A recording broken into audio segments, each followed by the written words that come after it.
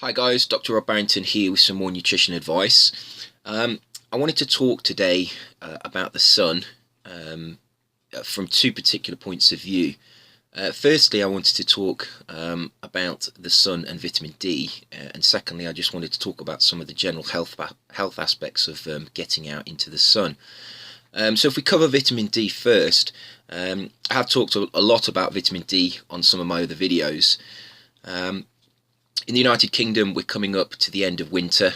It doesn't feel like it some days, but we are getting towards spring. And if you are honest with yourself, it does feel more spring-like. I've just been outside for about 10 minutes, and it is cold, but you can feel the sun on your skin.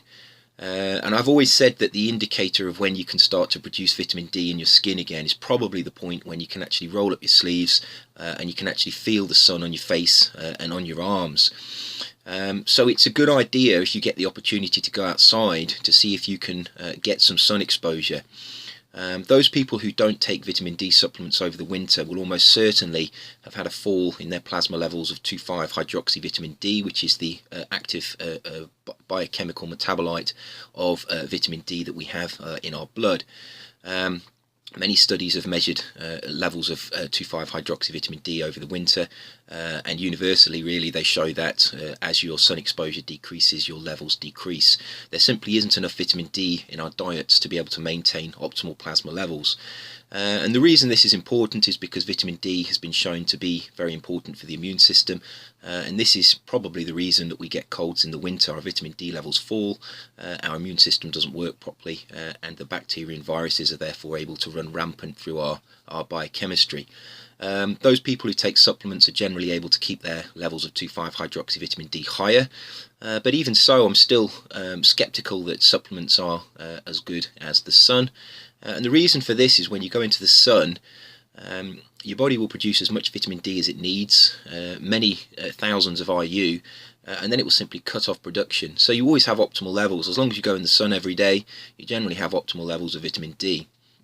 If you take supplements, theoretically you can get optimal levels, but it's very difficult without constant blood tests to know how many supplements to take, how much vitamin D do you need to take in order to be able to maintain your blood levels. Most people guess, and there are recommendations. Upward of 2,000 IU is now really the recommendation for adults. That's 2,000 IU of the vitamin D3 form throughout the winter. But I have a feeling that that is possibly still on the cautious side. Papers tend to be always on the cautious side, and I wouldn't be surprised if the amount of supplements you need in order to be able to maintain your plasma levels is actually higher than that. So even if you have taken supplements, you may have a drop-off in your vitamin D levels over the winter. So I would consider, if you can, going out in the sun as soon as you can, trying to build up your levels as soon as you get the opportunity. Obviously, one of the best ways to build up your levels, if you have access to them, is to go on a sunbed. If you go on a sunbed, you effectively you can simulate the sun, and you can build up your vitamin D levels to their optimal levels. And there's a lot said about sunbeds and how dangerous they are. And sure, if you overdo them, if you burn, if you go on them all the time, they possibly are damaging to your skin. But if you use them, for example, for increasing your vitamin D levels, I see no problem with them. You only really need a couple of minutes on a powerful sunbed, and you will have pretty much optimal levels of vitamin D. And those levels of vitamin D will remain with you for a number of weeks.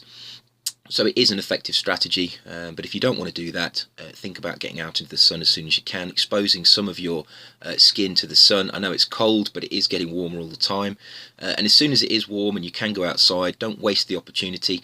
We generally have poor winters here in the United Kingdom, so when it is sunny, make sure you get out in the sun to make sure that your plasma levels are optimal.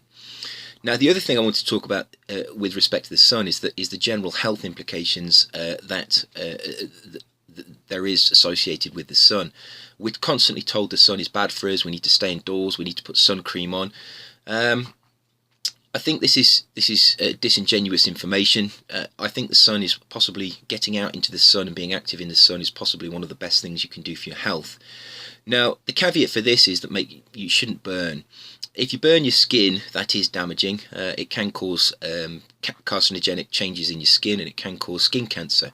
But if you don't burn, I really don't see there's much evidence to say that the sun is detrimental to your health. And in fact, if you look through the literature, there is many studies that have looked at the psychological benefits of being in the sun.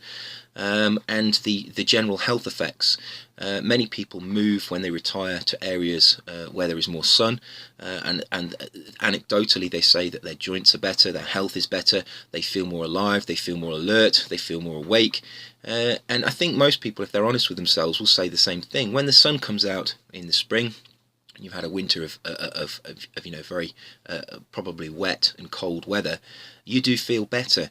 You do feel a little smile inside, and you say this is actually quite pleasant. And I think people underestimate how good that is for your health. Yes, sun does strike our skin and creates vitamin D, but it also strikes our eyes. And when the sun goes in our eyes, it does have an effect on our biochemistry. Our pineal gland is reliant on light.